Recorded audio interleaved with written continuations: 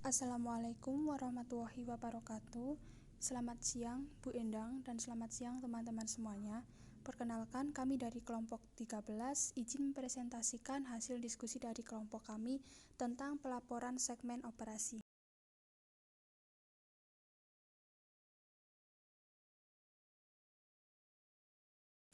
Sebelumnya, izinkan kami memperkenalkan anggota dari kelompok kami. Yang pertama ada saya sendiri, Tika Dian Afifa, NPM 017. Yang kedua ada Zahra Oktavia, NPM 021. Yang ketiga ada Erni Agustin, NPM 1.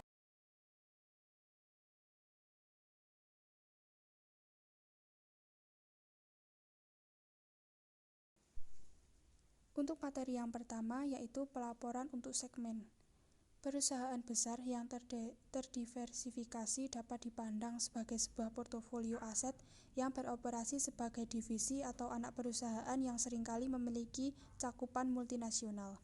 Berbagai komponen perusahaan besar dapat mempunyai tingkat keuntungan yang berbeda, tingkatan dan jenis risiko yang berbeda, dan kesempatan pertumbuhan yang berbeda. Permasalahan utama untuk akuntan adalah bagaimana mengembangkan dan mengungkapkan informasi yang diperlukan untuk mencerminkan perbedaan-perbedaan mendasar tersebut. Pembahasan berikut menyajikan standar akuntansi untuk pelaporan komponen operasi, operasi luar negeri, dan pelanggan utama dari suatu entitas. Secara umum, pelaporan segmen mengacu pada pengungkapan tambahan pendapatan, keuntungan, aset, dan informasi lainnya untuk segmen industri yang dipilih dari suatu entitas serta pengungkapan tentang operasi luar negerinya.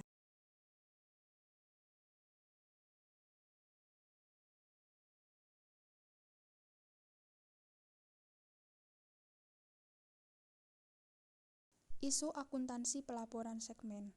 Pada tahun 1994, DSAK menerbitkan PSAK nomor 5 tentang pelaporan informasi keuangan segmen yang merekomendasikan pengungkapan informasi segmen. Pada tahun 2000, DSAK mengadopsi IAS 14 revisi 1997 dan kemudian merevisi PSAK 5 serta mengubah namanya menjadi pelaporan segmen. Peraturan ini mewajibkan pengungkapan informasi berdasarkan segmen usaha dan geografis suatu entitas. PSAK 5 menjelaskan definisi beberapa istilah sebagai berikut.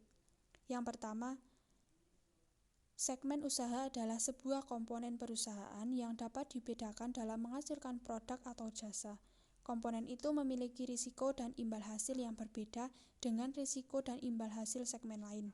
Faktor-faktor yang dipertimbangkan dalam menentukan terkait atau tidaknya produk dan jasa meliputi 1. Karakteristik produk atau jasa, 2. Karakteristik proses produksi, 3. Jenis atau golongan pelanggan produk atau jasa, 4. Metode pendistribusian produk atau penyediaan jasa, kelima karakteristik iklim regulasi seperti perbankan, asuransi atau industri, fasilitas umum.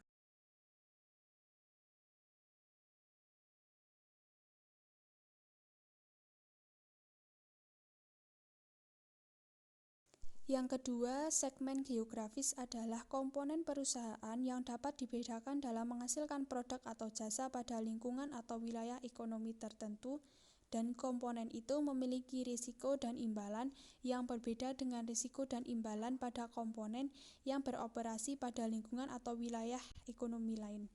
Faktor-faktor yang dipertimbangkan dalam mengidentifikasi segmen geografis meliputi kesamaan kondisi ekonomi dan politik, hubungan antar operasi dalam wilayah geografis berbeda, kedekatan geografis operasi, risiko khusus yang terdapat dalam operasi wilayah tertentu, regulasi pengendalian mata uang, dan risiko mata uang.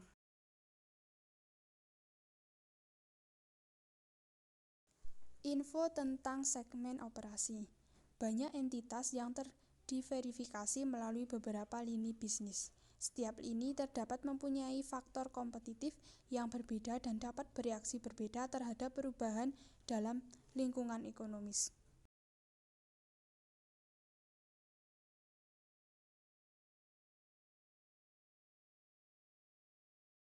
Definisi segmen dilaporkan. Proses penentuan segmen operasi secara terpisah dilaporkan yaitu segmen yang terpisah. Pengungkapan suplemen harus dilakukan, didasarkan pada spesifikasi manajemen segmen operasi yang digunakan secara internal untuk mengevaluasi posisi keuangan perusahaan dan kinerja operasi.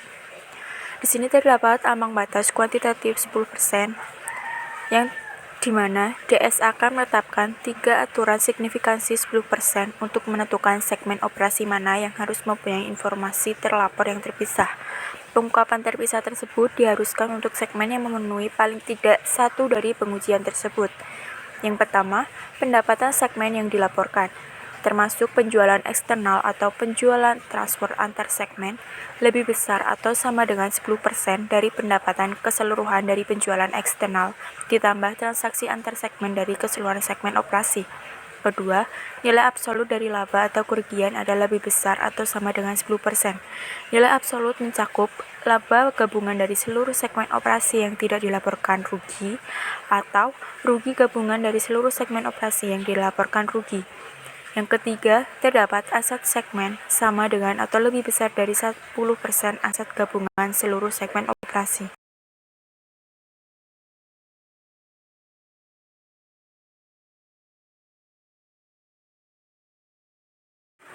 Kemudian terdapat ilustrasi uji signifikansi 10%. Dari informasi untuk PT Induk dan PT Anak dengan soal PT Induk memiliki 80% dari modal saham biasa PT Anak. PT Anak melaporkan laba sebesar 50 juta untuk tahun 2001 dan membayar dividen sebesar 30 juta. Pada tanggal 31 Desember 2001, saldo akun ekuitas pemegang saham PT Anak sebesar 300 juta, di mana terdapat kepentingan non-pengendalian sebesar 20%. Kemudian PT Induk mengakuisisi 40% saham PT Barunajaya pada tanggal 1 Januari 2001 dengan biaya perolehan sebesar 160 juta, yang sama dengan nilai buku saham pada tanggal tersebut. Metode ekuitas digunakan untuk memperhitungkan investasi tersebut. PT Barunajaya memperoleh laba selama tahun 2001 sebesar 80 juta dan membayar dividen sebesar 20 juta. Investasi tersebut dikelola oleh kantor pusat dan tidak ditetapkan untuk setiap segmen operasi. Pengungkapan segmen memberikan perincian dari jumlah konsolidasi ke dalam bagian-bagian pembentuknya. Pos yang muncul pada laporan keuangan konsolidasian dan harus diapresiasi adalah penjualan sebesar 572 juta dan total aset 1.450 juta. Dalam analisis segmen, laba segmen juga digunakan, tetapi jumlah ini biasanya tidak dapat disajikan langsung dalam laporan laba rugi konsolidasi dan dihitung secara terpisah. Berikut terdapat perhitungannya pada figur 13.1 yang menyajikan laporan keuangan konsolidasi PT Induk dan PT Anak.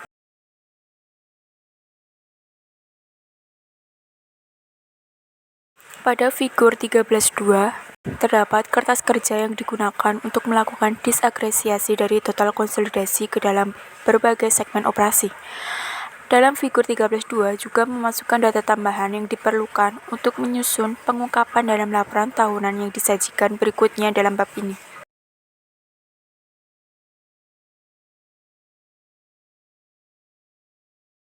Dalam uji signifikansi dari PT Induk dan PT Anak perusahaannya harus digunakan untuk menentukan segmen operasi yang dilaporkan terpisah sebagai berikut. Yang pertama, terdapat uji pendapatan 10%. Suatu segmen industri merupakan segmen pelaporan jika pendapatannya adalah 10% atau lebih dari pendapatan gabungan dari seluruh segmen industri. Pada uji pendapatan ini, pendapatan mencakup penjualan, transfer antar segmen, bunga, termasuk bunga atas piutang dagang antar segmen, dimasukkan dalam pendapatan jika aktiva di mana bunga tersebut diperoleh dimasukkan dalam aktiva yang dapat diidentifikasi suatu segmen. Akan tetapi, bunga yang timbul dari pinjaman dan uang muka antar segmen tidak dimasukkan dalam pendapatan, kecuali untuk bunga dari suatu segmen yang operasi utamanya dalam bidang keuangan. Berikut contoh laporan yang dimana terdapat konsumsi dan komersial serta kimia yang tidak dicantumkan dalam segmen dilaporkan karena tidak memenuhi standar uji pendapatan 10%. karena persentase pendapatan gabungannya dihasilkan di bawah 10%.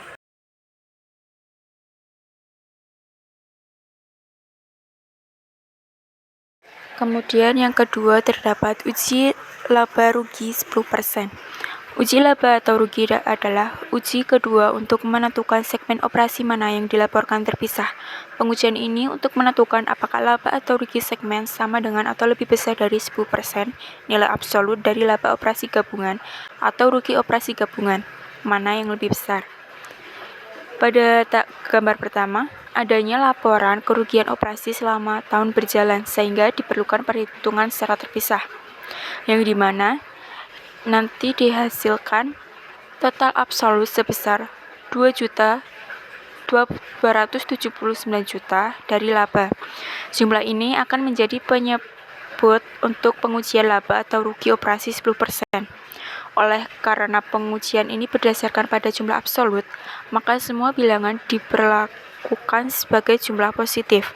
Data pengujiannya adalah sebagai berikut. Dalam data pengujian, produk makanan, plastik, dan pengepaan dilakukan secara terpisah menggunakan uji laba atau rugi karena persentasenya melebihi 10%, sedangkan konsumsi dan komersial, kesehatan dan keilmuan, serta kimia tidak dilakukan segmentasi secara terpisah karena persentasenya menunjukkan di bawah 10%.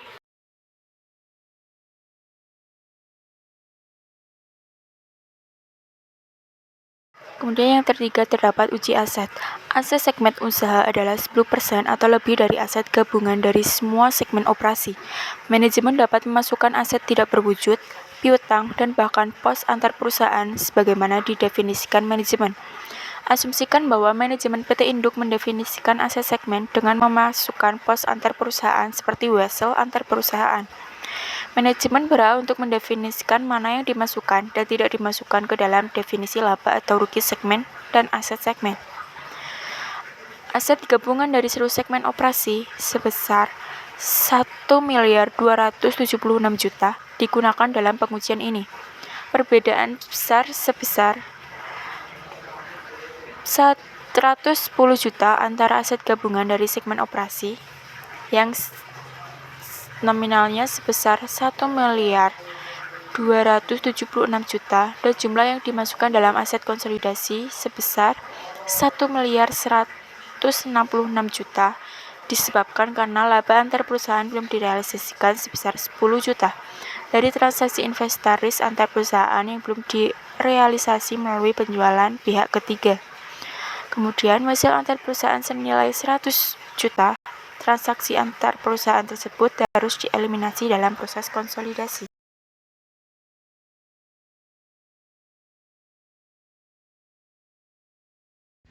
Nah, untuk uji signifikansi 10% diterapkan ke aset segmen akan dijelaskan sebagai berikut. Untuk segmen produk dan makanan, aset segmen sebesar 411 juta untuk persentase gabungan dari 1.276.000.000 sebesar 32,2%, segmen dilaporkannya iya. Untuk plastik dan pengepakan sebesar 375 juta, persentase sebesar 29,4%, segmen dilaporkannya iya. Untuk konsumsi dan komersial sebesar 100 juta dengan persentase 7,8%, untuk segmen dilaporkannya tidak. Untuk segmen kesehatan dan keilmuan sebesar 310 juta dengan persentase 24,3%, segmen dilaporkannya iya. Kemudian untuk segmen kimia sebesar 80 juta dengan persentase 6,3%, untuk segmen dilaporkannya tidak. Jadi untuk total aset segmennya sebesar 1.276.000.000 dengan total presentasenya 100%. Segmen operasi produk makanan, plastik, dan pengepakan, serta kesehatan dan keilmuan dilaporkan terpisah berdasarkan uji aset 10%. Aset segmen tersebut sama dengan atau lebih besar dari 10% aset gabungan segmen operasi, sehingga dihasilkan 127 Rp1.600.000 diperoleh dari 1.276.000.000 dikalikan 100% atau 0,10. Suatu segmen dilaporkan terpisah jika segmen tersebut memenuhi salah satu dari ketiga pengujian 10%. Segmen tersebut dilaporkan terpisah berdasarkan 3 uji yaitu uji produk makanan, uji plastik dan pengepakan, serta kesehatan dan keilmuan.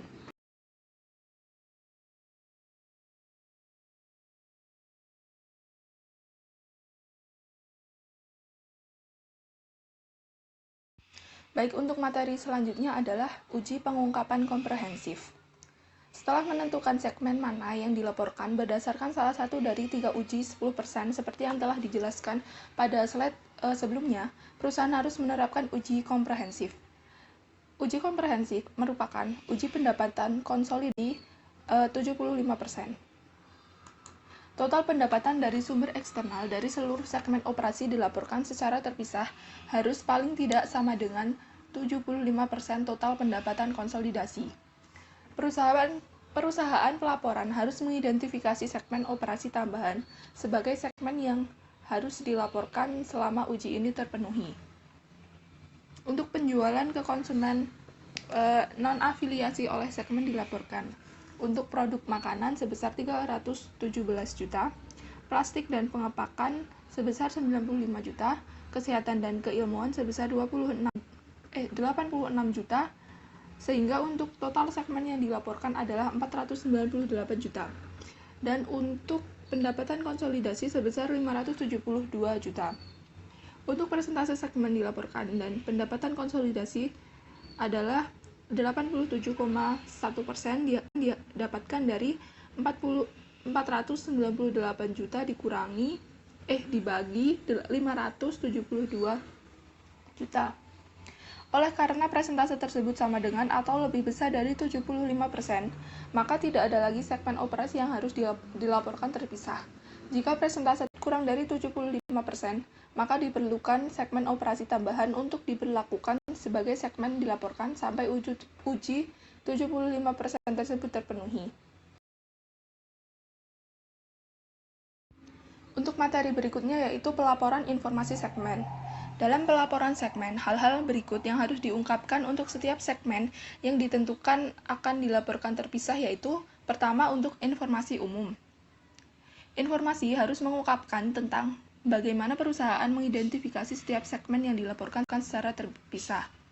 Kemudian, jenis produk atau jasa dari mana tiap segmen dilaporkan memperoleh pendapatannya.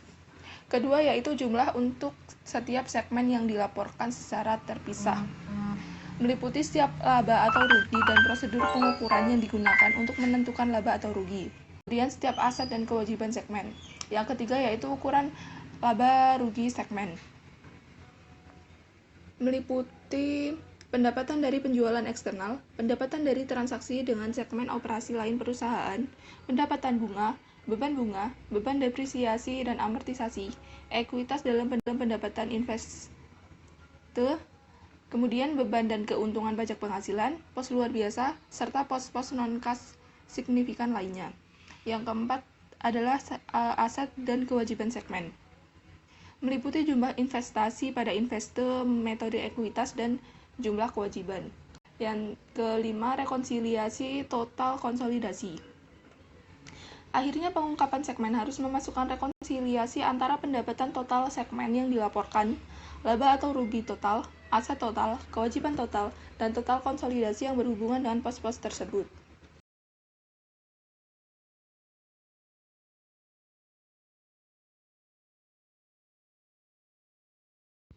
Yang selanjutnya adalah identifikasi laporan segmen. Fokus dalam PSAK nomor 5 adalah menyediakan pengguna laporan keuangan dengan informasi di mana mereka dapat menentukan resiko dan potensi imbalan entitas dengan menggunakan basis informasi yang sama sebagaimana digunakan oleh manajemen perusahaan. Kemudian PSAK nomor 5 menyatakan bahwa entitas harus melaporkan informasi secara terpisah berkaitan dengan setiap segmen operasi diidentifikasi yang melebihi ambang batas kuantitatif. Selain itu, PSAK nomor 5 juga mengharuskan pengungkapan seluruh entitas mengenai informasi produk dan jasa wilayah geografis dan pelanggan utama.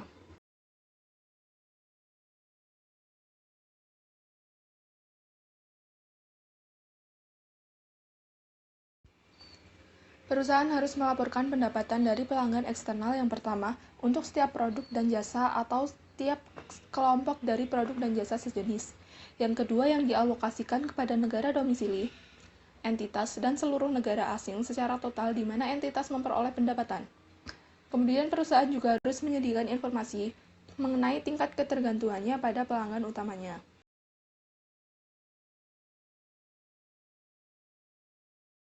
Sekian presentasi dari kelompok kami. Mohon maaf apabila terdapat kekurangan dan kesalahan dalam penyampaian materi. Terima kasih. Wassalamualaikum warahmatullahi wabarakatuh.